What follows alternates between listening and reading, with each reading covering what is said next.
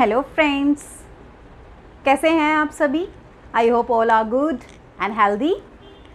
तो आज हम हमारे मैथ्स इनसाइड पे, हमारे चैनल मैथ्स इनसाइड पे स्टार्ट कर रहे हैं 10th क्लास का सिलेबस, जिसके अंदर हम हमारा फर्स्ट चैप्टर स्टार्ट कर रहे हैं 10th क्लास का रियल नंबर। तो रियल नंबर स्टार्ट करने से पहले हम कुछ बेसिक्स डेफिनेशन कर लेते हैं कि रियल नंबर होते क्या हैं। अब बात आ जाती है कि रियल नंबर्स पता होने से पहले आपको ये तो पता होना चाहिए ना कि नंबर क्या होता है, नंबर किसे बोलते हैं। कभी सोचा है आपने कि नंबर क्या होता है? किसी ने नहीं ध्यान दिया होगा। ऐसे हम बोलते रहते हैं कि real number, natural number, whole number, integers, है ना, रैशनल नंबर, इर्रैशनल नंबर। लेकिन ये नंबर क्या है भाई? नंबर तो आज मैं आपको बताऊंगी कि ये नंबर क्या होता है। नंबर क्या है? नंबर एक ऐसी मैथमेटिकल टर्म है जो यूज़ होती है। किस में यूज़ होती है?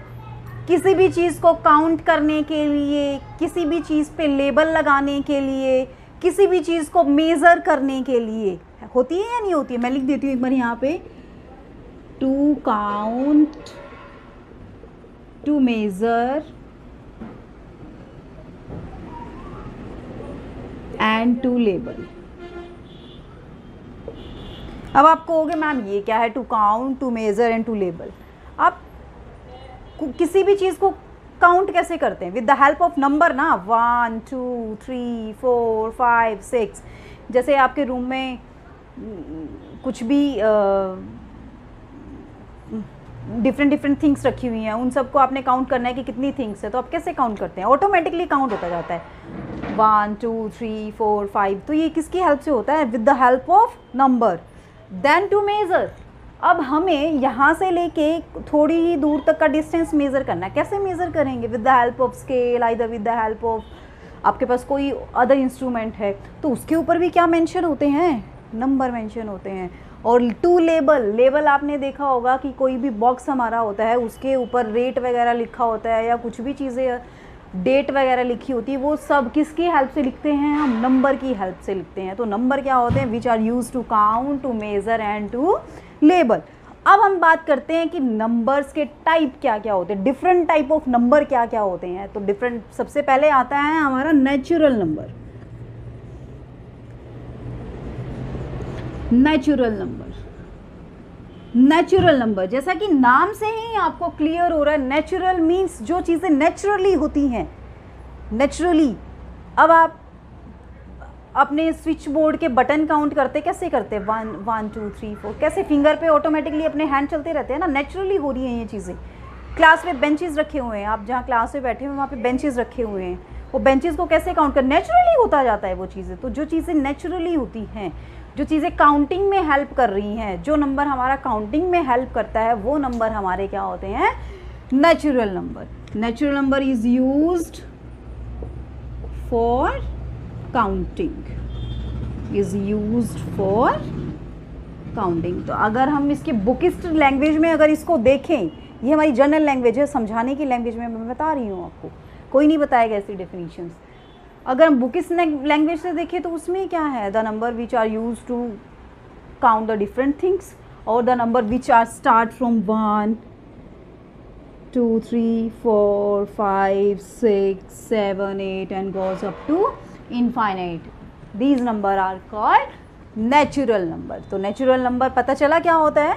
Which is used for counting. जो काउंटिंग के लिए यूज़ होते हैं वो नंबर हमारे क्या होते हैं? नेचुरल नंबर होते हैं।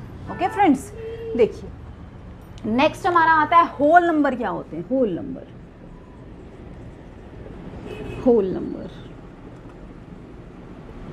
होल नंबर अगर हम नेचुरल नंबर के अंदर एक ज़ीरो और ऐड कर देते हैं, नेचुरल नंबर तो क्या होते हैं? 1 2 3 4 up to infinite.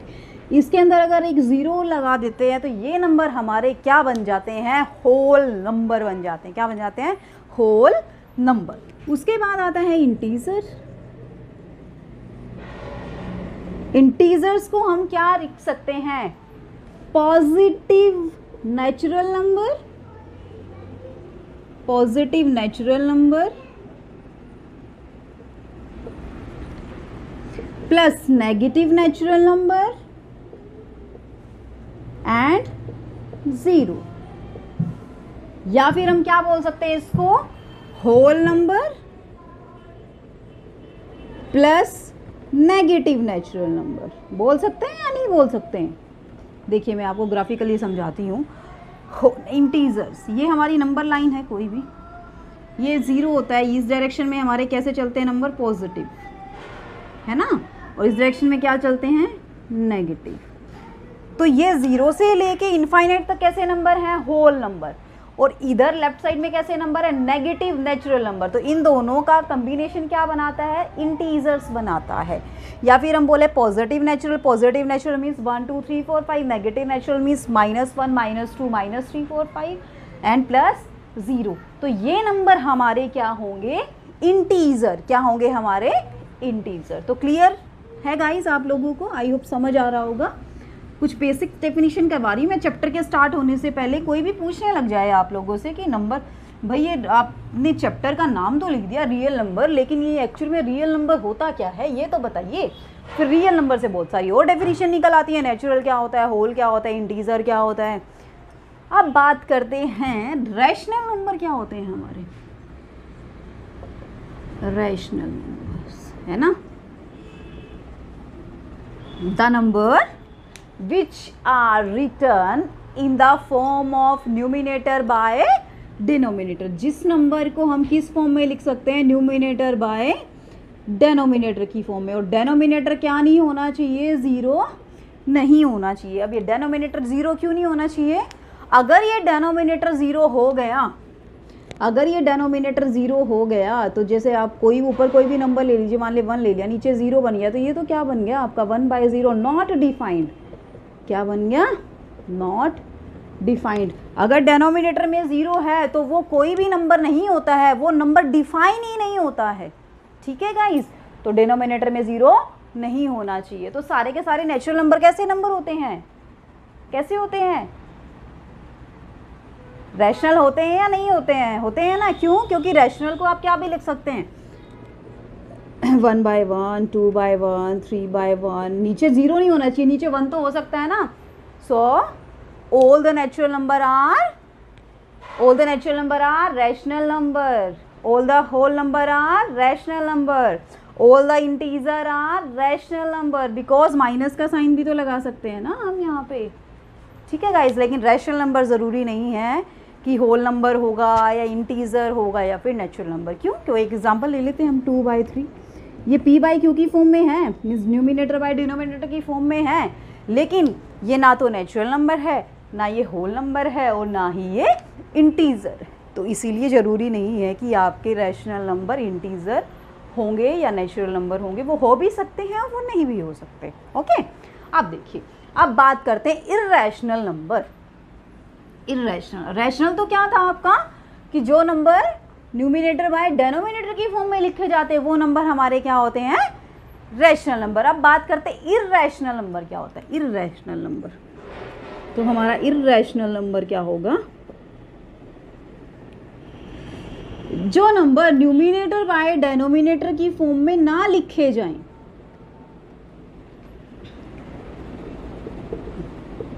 did not write in the form of numerator by denominator। जो नंबर न्यूमिनेटर बाय डेनोमिनेटर की फॉर्म में नहीं लिखे जाते उन नंबर को हम क्या बोलते हैं, इर्रेशनल नंबर। जैसे मैंने एग्जांपल दिया यहाँ पे, √2, √3, √5, ये सारे नंबर न्यूमिनेटर बाय डेनोमिनेटर की फॉर्म में लिख सकते हैं, इनको कभी भी नहीं लिख सकते। आप स्क्वायर रूट को सॉल्व करके देखना, स्क्वायर रूट 2 क्या आएगा, 1.414, √3 क्या आएगा, 1.723। तो ये नंबर कभी भी p/q या न्यूमिनेटर बाय डेनोमिनेटर की फॉर्म में नहीं लिखे जाते। लेकिन स्क्वायर रूट 4 है, स्क्वायर रूट 1 है, क्या ये भी इर्रेशनल नंबर है। देखिए स्क्वायर रूट 4 को आप क्या लिख सकते हैं, +-2 लिख सकते हैं, नहीं लिख सकते हैं, लिख सकते हैं ना, है ना। तो ये +-2 आपका क्या है, ये तो इंटीजर है, और सारे के सारे इंटीजर मैंने क्या बताए थे, क्या होते हैं, रैशनल नंबर होते हैं। क्या नंबर होते हैं, रैशनल नंबर होते हैं। ओके गाइस, तो आई होप आपको समझ आया होगा कि हमारे natural number, whole number, integer, rational, irrational number क्या होते हैं। अब हम बात करते हैं हमारे रियल नंबर क्या होते हैं। जो हमारा चैप्टर का नेम है रियल नंबर, वो रियल नंबर एक्चुअल में होता क्या है। रियल नंबर,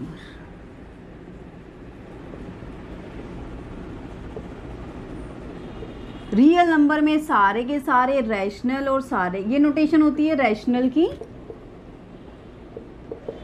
रैशनल नंबर की नोटेशन है, और ये नोटेशन है आपकी इर्रेशनल नंबर की, इर्रेशनल नंबर की। जब सारे के सारे रैशनल और सारे के सारे इर्रेशनल नंबर इकट्ठे मिल जाएं, वो सारे नंबर आपके क्या होते हैं, रियल नंबर होते हैं। जैसे मैंने यहाँ पे लिखा 1, 2/3, 5/9, √11, √9 √7, ये सारे के सारे नंबर आपके क्या हैं, इसमें रैशनल भी आ गए, इसमें इर्रेशनल भी आ गए, इसमें इंटीजर भी आ गए, होल नंबर भी आ गए, है ना। तो ये सारे नंबर आपके क्या होंगे, रियल नंबर। कितने नंबर होंगे, रियल नंबर।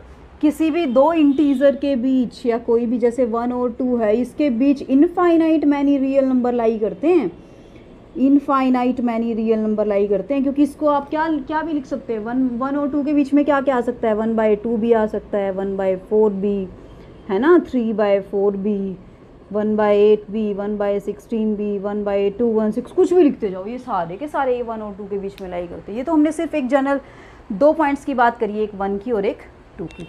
तो रियल नंबर क्या होते हैं, जिसके अंदर हमारे सारे के सारे रैशनल और इर्रेशनल नंबर आते हैं, वो हमारे कैसे नंबर होते हैं, रियल नंबर। ये तो हमारा डिस्कशन हुआ चैप्टर के नेम पे।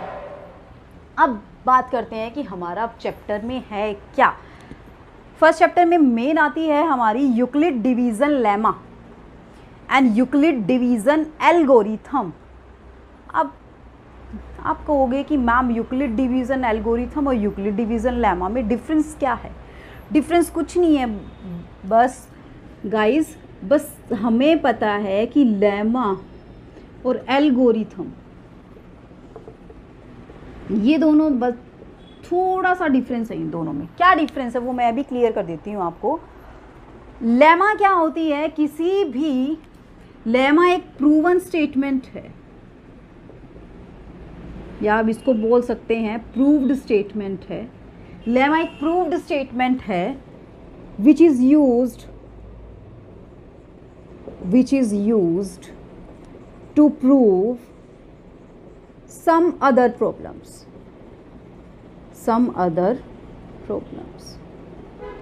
लेमा को हम क्या बोलेंगे कि इसको पहले हम प्रूव कर चुके हैं, उस चीज़ को, किसी भी कंसेप्ट को हम पहले प्रूव कर चुके हैं। जब उस कंसेप्ट को हम किसी और प्रॉब्लम को प्रूव करने के लिए यूज़ करते हैं, तो वो कंसेप्ट हमारा क्या बन जाता है, लेमा बन जाता है। क्या बन जाता है, लेमा बन जाता है। ये मैं किसी कंसेप्ट को प्रूव करने के लिए किया है। लेकिन एल्गोरिथम क्या है, जब हम किसी भी प्रॉब्लम को सॉल्व करने के लिए, to solve a problem, for solving a problem, किसी भी प्रॉब्लम को सॉल्व करने के लिए स्टेप्स का कलेक्शन है ये, डिफरेंट स्टेप्स का। डिफरेंट स्टेप्स आते हैं इसके अंदर, एल्गोरिथम के अंदर, किस चीज़ के लिए, फॉर सॉल्विंग अ प्रॉब्लम,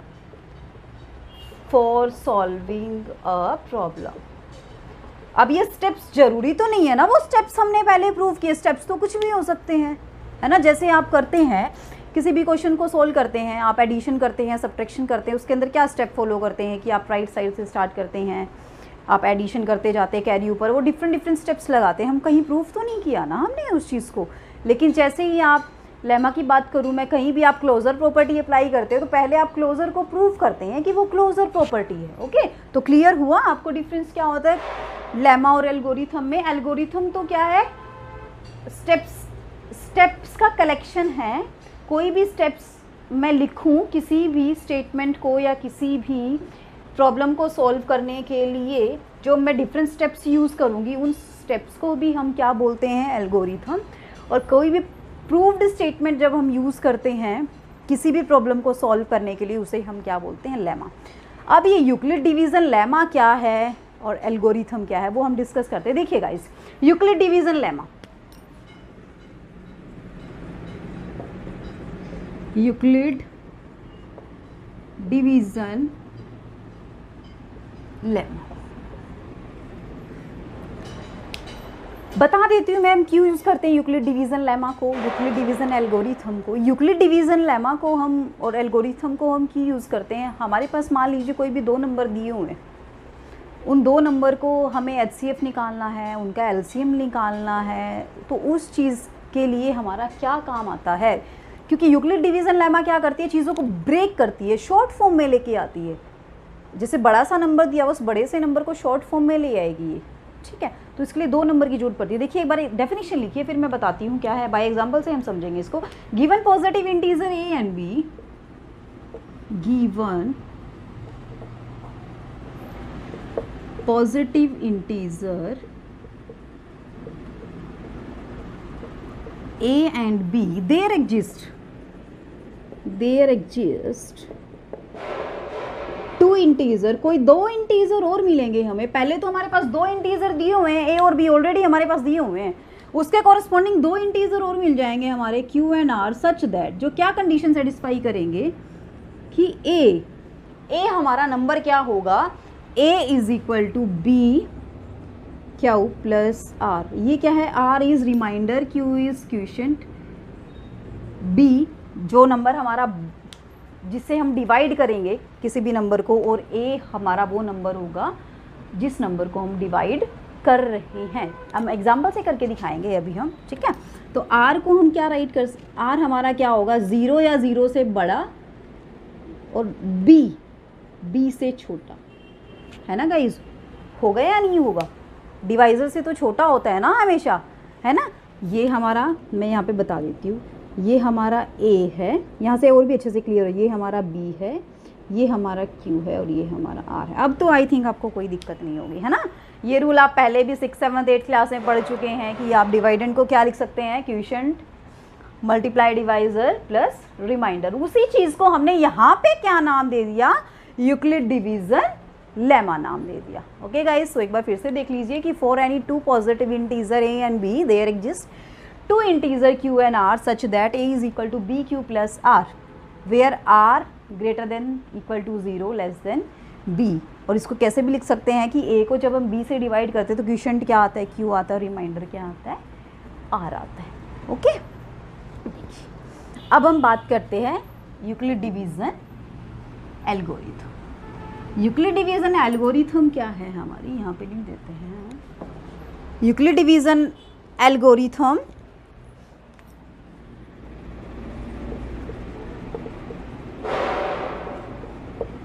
ये किस पे बेस्ड है? सेम वही है, कंसेप्ट बिल्कुल सेम है, बस is based on lemma.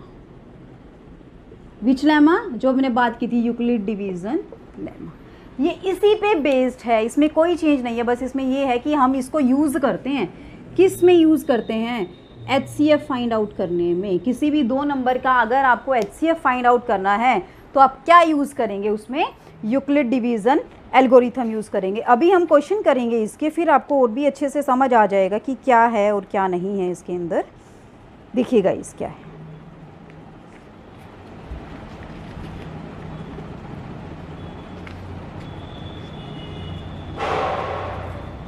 Euclid division algorithm में हम स्टेप्स फॉलो करेंगे। जस्ट यूक्लिड डिवीज़न एल्गोरिथम में हम कुछ स्टेप्स को फॉलो करेंगे, और लेमा में हम कुछ प्रूव्ड स्टेटमेंट जो पहले प्रूव हो चुकी है वो चीज़ यूज़ करेंगे। देखना आपको दोनों का क्लियर हो जाएगा। अगर आपको ऐसे नहीं क्लियर हो पा रहा है तो ऐसे हो जाएगा कि यूक्लिड डिवीज़न लेमा में तो हम क्या लिखते हैं? थ्योरेटिकल फॉर्म में कुछ लिखना पड़ेगा। ये चीज़ हमने प्रूव कर दी है, उस पहले हम ऑलरेडी प्रूव कर चुके हैं, उसको हम यहाँ पे यूज़ कर रहे हैं बाय यूजिंग दिस, ठीक है। अभी हम एग्जांपल करेंगे तो आपको और भी अच्छे से समझ आ जाएगा। देखिए कोई भी एक्सरसाइज का क्वेश्चन देखिए बेटा, क्या है? फर्स्ट क्वेश्चन है आपका, by using Euclid division algorithm to find the HCF of 135 and 225। इन दोनों नंबर का आपको क्या फाइंड आउट करना है, HCF फाइंड आउट करना है by using Euclid division algorithm. कैसे फाइंड आउट करना है, देखिए क्या करेंगे हम इसके अंदर। अब आपको पता है कि हमने क्या लिखा था अभी भी, बी किसको डिवाइड कर रहा है, ए को, क्वोशिएंट क्या आ रहा है कि वो रिमाइंडर क्या आ रहा है ना। तो ये ए क्या होता है, बी से बड़ा होता है ना, ए क्या होता है, बी से बड़ा होता है। ए को क्या लिख सकते हैं, बी क्यू प्लस आर, ये चीज़ लिख सकते हैं ना। और where R is greater than और equal to 0 less than B, ये चीज़ होती है ना। तो देखिए अब इन दोनों में ग्रेटर कौन है, 225 इज़ ग्रेटर देन 135। 225 ऑब्वियसली बात है 135 से बड़ा है। ओके, तो अब इसको हम क्या लिख सकते हैं, 225 को हमने किसकी फॉर्म में राइट करना है, बी क्यू की फॉर्म में। यानी कि बी से जब हम, बी क्या है हमारे पास 135, ये लिखने का मतलब क्या है कि आपने इसको डिवाइड करके देखना, साइड में करके देख लीजिए यहाँ पे। 225 को 135 से डिवाइड करेंगे, क्या आएगा आपके पास, 1 पे गया है ना, क्वोशिएंट क्या आया 1, और रिमाइंडर क्या बचा आपके पास 9, क्या बचा आपके पास 90। तो ये क्या क्वोशिएंट फॉर क्यू, यहाँ से आपको पिक करिए, देखिए बिल्कुल, और प्लस रिमाइंडर कितना है आपका 90, प्लस रिमाइंडर क्या है अब आपका 90। ओके, अब नई चीज़, by using the same steps,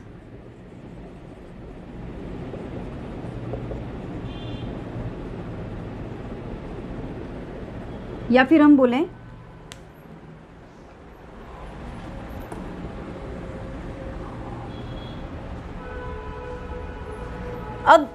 अब HCF चेक करने के लिए हमें ये देखना होता है कि रिमाइंडर हमारा कहाँ पे ज़ीरो हो जाता है। जहाँ पे हमारा रिमाइंडर हो जाता है ना 0, उससे जो पहले वाला रिमाइंडर होगा वो वाला नॉन ज़ीरो रिमाइंडर जो होगा वो वाला हमारा क्या हो जाएगा, HCF। अब यहाँ पे देखिए रिमाइंडर क्या आ रहा है, 90 आ रहा है। तो यहाँ पे क्या लिखेंगे, बिकॉज रिमाइंडर को आर से नोट कर देते, remainder is non zero, so we follow the same process,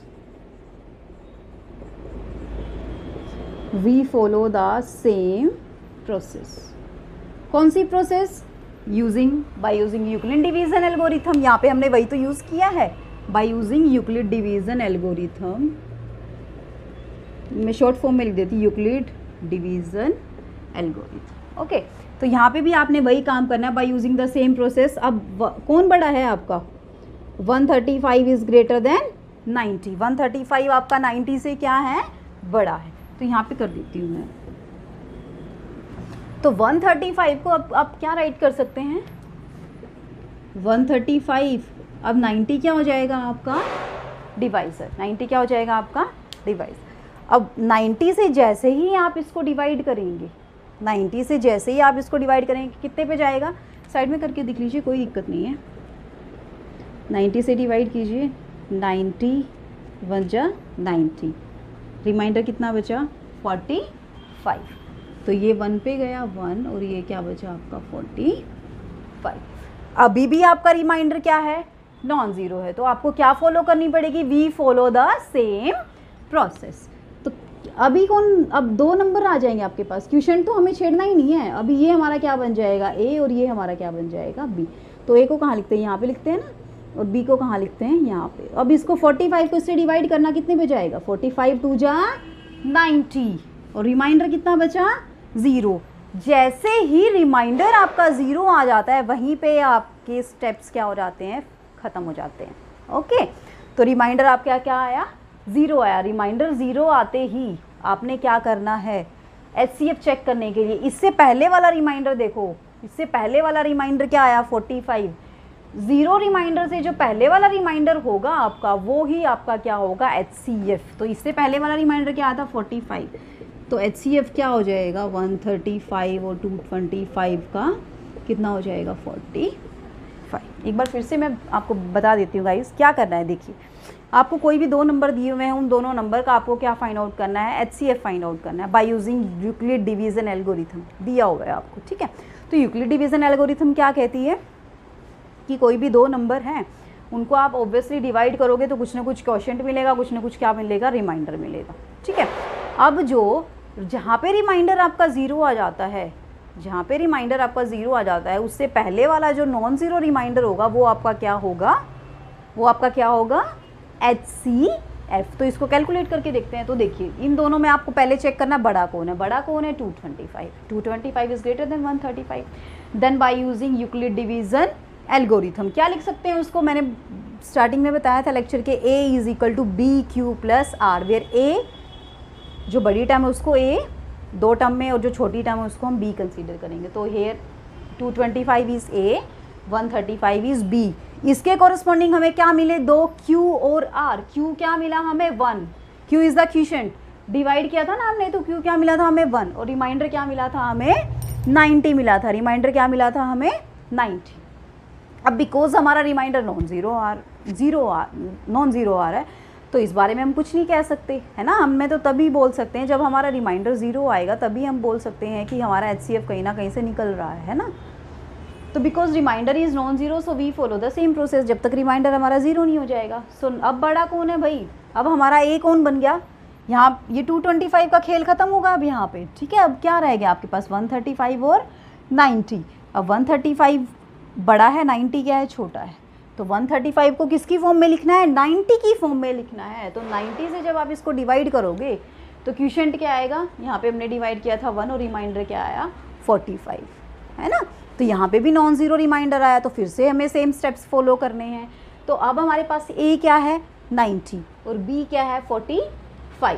तो 90 बड़ा है ना 45 से, तो 90 को यहाँ पे राइट कर देंगे और 45 टू जा 90 होते हैं, बिकॉज ये तो पूरा डिवाइड कर रहा है इसको, और आपका रिमाइंडर क्या बच जाएगा 0। तो जैसे ही रिमाइंडर 0 बच जाता है, मैंने क्या बताया था, जैसे ही आपका रिमाइंडर 0 बच जाएगा, उसी केस में आपने क्या करना है, उससे पहले वाला नॉन ज़ीरो रिमाइंडर चेक करना है, वो जो भी होगा वो क्या होगा आपका HCF होगा। क्या होगा आपका HCF। बाकी के दोनों क्वेश्चन आपको एक्सरसाइज के सेम ऐसे ही करने हैं, बिल्कुल सेम ऐसे ही, कुछ भी चेंज नहीं करना है आपने, ठीक है। तो देखिए नेक्स्ट क्वेश्चन करवाती हूँ मैं।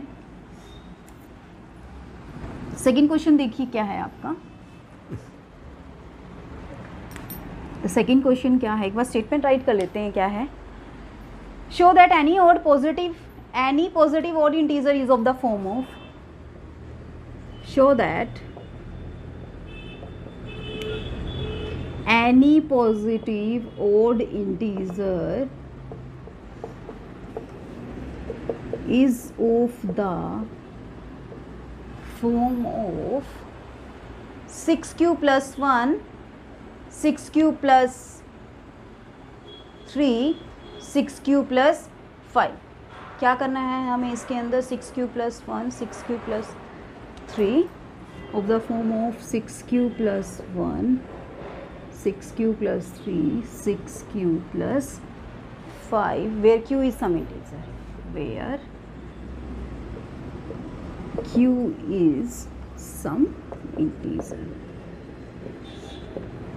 देखिएगा इसके अंदर क्या करना है कि आपको कोई भी ओड पॉजिटिव इंटीजर है, लेकिन वो क्या है, ओड है। क्या है, ओड। अगर जनरली हम लिखे तो कैसे लिखते हैं ओड पॉजिटिव इंटीजर को, क्या क्या होते हैं, 1, 3, 5, 7, 9 इस टाइप के होते हैं ना। लेकिन जनरल फॉर्म में हम कैसे लिख सकते हैं कि इनके अंदर मैं वैल्यू पुट करती जाऊं और हमारा क्या बनता जाए, इंटीजर। किस फॉर्म का है वो, 6q plus 1, 6q plus 3 और 6q plus 5 की फॉर्म का हमारा आए। जब अब आपको यहाँ पे एक चीज़ देखनी है, ठीक है, आपको कुछ भी दे सकता है यहाँ पे, 2q plus 1, 2q plus 3, 2q plus 5 भी दे सकता है, 4q plus 1, 4q plus 3, 4q plus 5 भी दे सकता है, 5q plus 1, 5q plus 2, 5q plus 3, 5q plus 5 भी दे सकता है, 7q plus 1, 7q plus 3, 7q plus 5 भी दे सकता है, कुछ भी दे सकता है। बस आपने देखना क्या है कि q के साथ वाला नंबर क्या है, q के साथ वाला नंबर क्या है वो आपने बस माइंड में रखना है। जो q के साथ वाला नंबर होगा उसको आप क्या मानेंगे, यूक्लिड डिवीजन एल्गोरिथम या यूक्लिड डिवीजन लेमा याद है आपको, क्या थी, a is equal to bq plus r where r is greater than or equal to 0 और less than b। तो यहाँ पे जो b होगा वो वही नंबर होगा जो आपके क्वेश्चन में दिया होगा। Here b is 6। Here b is 6, तो b 6 हो जाएगा। तो आपका यहाँ से रिमाइंडर क्या बचेगा, ग्रेटर देन इक्वल टू 0 और लेस देन 6।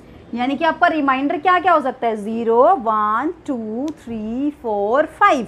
6 नहीं हो सकता ना, क्यों नहीं हो सकता, क्योंकि 6 के आगे साइन किस चीज़ का लगा हुआ है, लेस का साइन लगा हुआ है, इक्वल टू का साइन नहीं लगा हुआ है। ओके, तो देखिए यही हम अप्लाई करेंगे।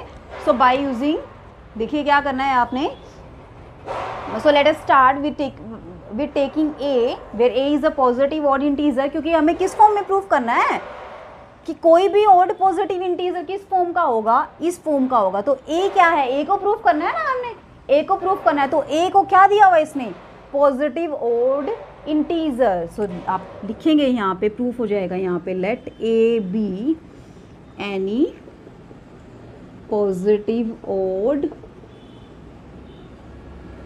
इंटीजर, ठीक है, which of the form of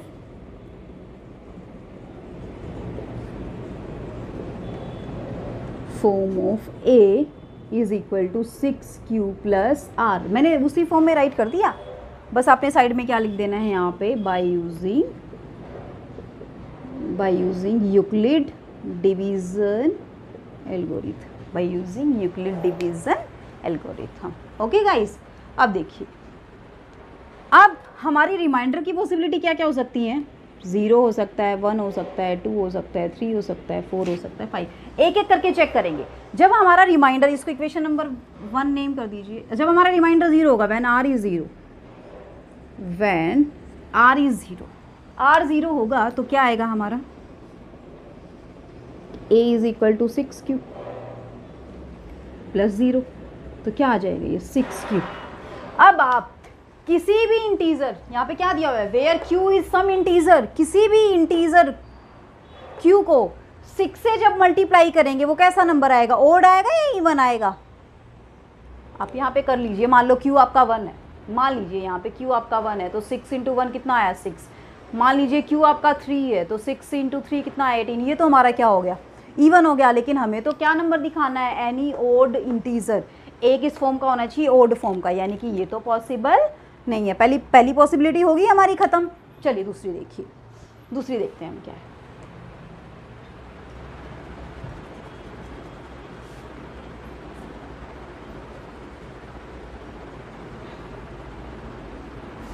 दूसरी पॉसिबिलिटी देखिए हमारी क्या है, ये चल रहा है ना, a is equal to 6q plus r। अब r को पुट कर दो 1, r को पुट किया तो यहाँ से क्या आया, 6q प्लस 1 आया।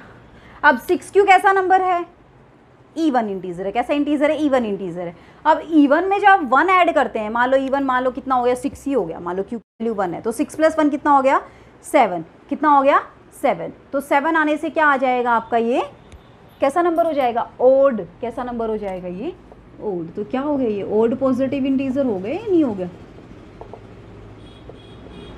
हो गया है ना। तो पहला हमारा प्रूफ हो गया। पहले हमें यही प्रूफ करना था कि any odd positive integer is the form of 6q plus 1। अब r को क्या पुट करेंगे हम, 2। तो r को 2 पुट करेंगे इसमें, तो 6q प्लस 2। अब 2 ऐड करेंगे, 6q भी इवन है, ये भी इवन है, ये भी इवन है, इवन प्लस इवन क्या बनेगा, इवन। हमें तो ओड प्रूफ करना है ना।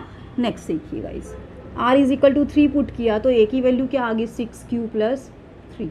ये इवन है, ये ओड है। इवन में हम ओड का ऐड करेंगे तो क्या मिलेगा, हमें ओड मिलेगा। यही हमें प्रूफ करना था कि 6q प्लस 3 की फॉर्म का होगा, है ना। अब देखिए, r is equal to 4 put किया तो a is equal to 6q plus 4। ये भी इवन है, ये भी इवन है, क्या नंबर बन गया, इवन। इवन तो हमें चाहिए ही नहीं है, हमें तो ओड पॉजिटिव इंटीजर चाहिए, है ना। ठीक है, अब आगे देखिए, r is equal to 5 put किया तो a हमारा क्या आया, 6q प्लस 5। अब ये इवन है, ये ओड है। ओड प्लस इवन क्या बनाता है, ओड बनाता है। यहाँ पे एग्जांपल लीजिए, मान लो इवन है, ये आपका ओड है, तो 5 प्लस 2 कितना हो गया, 7। कोई भी एग्जांपल लेके देख लीजिए, ओड प्लस इवन हमारा क्या बनाएगा, हमेशा ओड बनाएगा।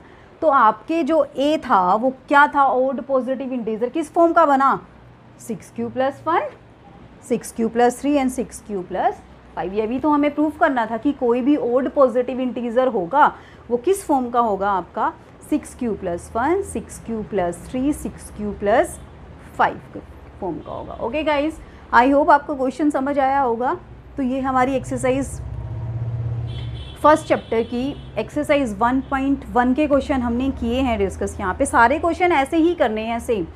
फिर भी आपको कोई प्रॉब्लम आती है इन क्वेश्चंस में, फर्स्ट और सेकंड तो जैसे मैंने करवा ही दिया, थर्ड फोर्थ फिफ्थ क्वेश्चन में फिर भी आपको कोई प्रॉब्लम आती है तो मुझे कमेंट बॉक्स में कमेंट ज़रूर कीजिए। कोई भी क्वेश्चन नहीं आ रहा है तो मैं ज़रूर आपको फिर से बोर्ड पे करवाऊँगी वो क्वेश्चन, ठीक है गाइज़। तो इससे रिलेटेड कुछ भी आपको नहीं समझ आया हो तो मुझे कमेंट सेक्शन में कमेंट कर सकते हैं, नीचे कमेंट सेक्शन में पोस्ट कर दीजिए। कुछ भी समझना हो आपको, कोई भी क्वेरीज हो आपको। Okay guys, so hope you enjoyed my video, है ना। आज हमने डिस्कस किया रियल नंबर क्या होते हैं, हमने यूक्लिड डिवीज़न लेमा डिस्कस किया, एल्गोरिथम, उसके बेस पे हमने क्वेश्चन भी किए हैं। अब हमारा सेशन स्टार्ट हो चुका है तो डेली क्लासेस लगेंगी हमारी 10th क्लास की। अब इसके साथ साथ 11th और 12th की भी स्टार्ट हो जाएंगे हमारे सेशन। अगर आपके फ्रेंड ग्रुप में कोई है तो आप उनको इन्फॉर्म कर दीजिए कि सेशन हमारा स्टार्ट यूट्यूब पे हो गया है। ओके गाइज़, आई होप आपने इन्जॉय किया होगा वीडियो को। तो अगर आपने इन्जॉय किया है तो प्लीज़ मेरे चैनल मैथ्स इनसाइड को सब्सक्राइब ज़रूर कीजिए। हाँ, और वीडियो को ज़रूर देखिए क्योंकि स्टेप्स मेन होते हैं गाइज इसके अंदर। अगर आपने कोई भी स्टेप छोड़ दिया ना तो आप फटाफट से स्किप करके वीडियो देख ले, लास्ट में क्या है फर्स्ट में क्या है, क्या पता कोई स्टेप छूट जाता है तो वो स्टेप ही क्या पता मेन हो हमारा, है ना।